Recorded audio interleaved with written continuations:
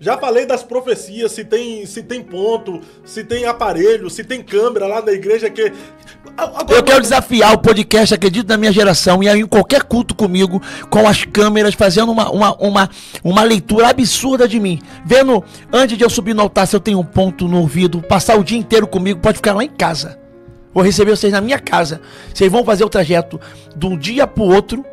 A pessoa vai no culto, eu não sei quem vai. E eu ainda vou perguntar lá, quem tá aqui pela primeira vez? A pessoa vai levantar, vou chamar todo mundo no altar. Então não tem como pesquisar a pessoa que tá pela primeira vez, porque eu não sei que a pessoa vai pela primeira vez. Se eu tenho como pesquisar a pessoa que vai pela primeira vez, então Deus já revelou antes. Você vai passar ali, e aí você vai ver se tem ponto, se tem script, se tem qualquer coisa. E você vai ver de perto ali, e vai levar pro seu público se é real ou não é, e eu desafio qualquer podcast, qualquer tipo de filmagem, de televisão. Teve um pastor que havia feito um desafio, ele falou que colocava ali um grupo de pessoas, de 40 a 60 pessoas em um ambiente, em um local. Aí ele vai aprenda uma coisa, Fábio. Ele fazendo isso, ele pode chamar quem ele quiser e falar assim, ó, você pode revelar a verdade, mas a vaidade dele toda vai falar que é mentira. Então por que 60 e 40 pessoas? Faz um culto ao vivo. O senhor viu esse desafio? Não, mas eu já tô respondendo pra ele. Faz um culto em ar livre. Por uma grande... Se a gente pode chamar 10 mil pessoas, 15 mil pessoas, 20 mil pessoas, por que ele quer levar 40? E ele vai ver. Quanto mais gente, vai poder de Deus. Vai ver a quantidade. E detalhe, não vai ser só revelação, não. Você vai ver libertação, pessoas vomitando, sendo curadas na hora, instantaneamente, de câncer, sendo batizadas com o Espírito Santo, recebendo revelação, no final vai ter resultado de alma. No final tu vai tentar acabar com o meu ministério, você vai propagar o ministério, vai ganhar alma, vai fazer a obra de Deus, ainda vou dar um beijo na tua testa e orar por você. Ô pastor Leonardo, mas o senhor acredita que existem inimigos dos dons sobrenaturais nessa geração? As pessoas que se opõem aos dons... Paulo foi preso por quê? Por que Paulo e Silas foi preso? Porque repreendeu o inimigo da... Porque expulsou um demônio da menina. Sim. Aí aplaudiram ele? Não. Deram o troféu pra ele? Também não. Deram prisão pra ele, ele saiu quase morto. Quase morto. Quase morto, que na vida do crente é só o quase. Já quase acabou o casamento, mas acabou. Quase matou, quase morto, foi preso e o terremoto aconteceu. Agora, aí, perto da meia-noite. Aí eu pergunto, teve aplauso ou perseguição depois que ele expulsou o demônio da menina? Não tem ministério que mexe com libertação, gente, não tem perseguição. Não tem ministério que trabalha com libertação e não tem perseguição. É bíblico. Eu estou dando o exemplo do próprio Paulo. Mas o grande problema, vamos lá, nós temos os cessacionistas e temos os continuistas nessa geração. Os que se declaram cessacionistas, não acreditar nos ministérios e nos dons sobrenaturais, tudo bem, eles já se declaram assim. Agora, os continuistas serem críticos ferrenhos dos dons sobrenaturais, alguma coisa de estranho é nisso, não é? Mas aí eu falo a vaidade.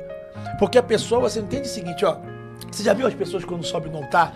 Ainda mais nessas igrejas que as pessoas são muito itinerantes, 90% você vai ver. Você vai em vários congressos, que eu não vou citar nome porque eu não tenho falta de ética. E quando eu cito o nome, as pessoas acham que eu tô falando mal do movimento. Eu não tô. Estou só fazendo uma análise para você pensar. Pensa em vários congressos grandes e os maiores, onde tem muitos pregadores itinerantes no mesmo lugar. Sabe onde você vai ver a maioria? É o pastor pregando.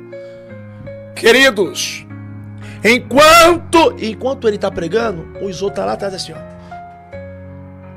Os que não dormem. Não dá um glória. Não adora. Mas quando esse camarada pega o microfone, ele dá estrelinha, cambalhota. Jesus desceu no arraial. Não, é vaidade. Então a vaidade de reconhecer. A gente vive uma geração de críticos. Eu faço uma pergunta.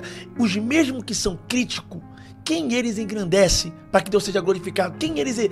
Vamos esquecer os críticos. Pega 5 críticos que fazem crítica a mim. Vê se ele faz a mim pessoal ou se ele faz com todo mundo.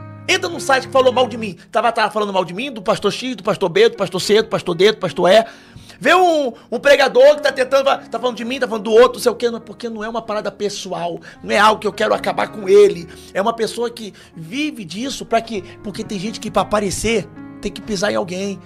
Caim, para ser visto, às vezes tem que matar Abel. Por que Caim matou Abel?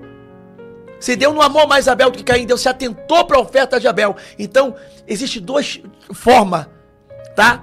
Aqui na vida simples, tem 2 segmentos. Quando eu encontro alguém melhor do que eu, se eu sou humilde, ele vira minha fonte de inspiração. Mas se eu sou soberbo, ele vira uma ameaça. É isso mesmo. Isso é fato. Isso é fato. Mas os dons continuam, né, pastor? Com certeza. Continua. Porque só se a Bíblia... Abre aí, ó, 1 Coríntios capítulo 12, último versículo. Põe na tela aí, por favor. Coloca na tela aí. 1 Coríntios capítulo 12, último versículo. Olha que interessante. Toma açaí enquanto ele coloca lá. Deixa eu tomar uma colherada aqui, tá muito gostoso essa. Enquanto o Léo coloca, vou tomar um açaí também. Ó, vocês vão ler, é palavra, é Bíblia. E a conselho aqui não é de pastor Leonardo, não. É da palavra de Deus. Isso é conselho de Paulo. Se você não quiser ouvir o conselho de Paulo, leia aí pra mim. Olha aqui, ó, 12:1. O que Paulo tá dizendo? 31. Olha aí, ó. Portanto, procurai com zelo os melhores dons, e eu vos mostrarei um caminho mais excelente. Portanto, procurai os melhores dons. Zelo. E quem procura o quê? Acha, encontra. E quem tá mandando você procurar? Paulo? Agora vai pro capítulo 14, versículo 1. 14:1. Olha aí, ó. Isso aqui é sobre os dons espirituais, viu, pessoal? Ó, leia aí, pastor Michael. Segui o amor e procurai com zelo os dons espirituais, mas principalmente o de profetizar. Principalmente qual? De profetizar. Quem tá falando isso? Paulo. Então não é pra ter? Aí ainda diz mais, dizendo assim, ó. Porque se houver incrédulo indouto no meio de vós, e vocês falarem em língua, acharão que está louco.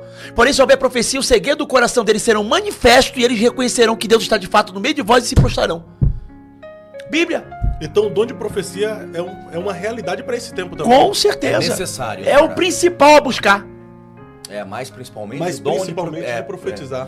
A não ser se a gente não quiser também, né? Se não quiser também ouvir o conselho de Paulo, um escritor do livro do Novo Testamento, que é o Brit Hadachá, a gente escuta o conselho do teólogo X, do fulaninho ciclano. Isso é Bíblia, não fui eu que escrevi.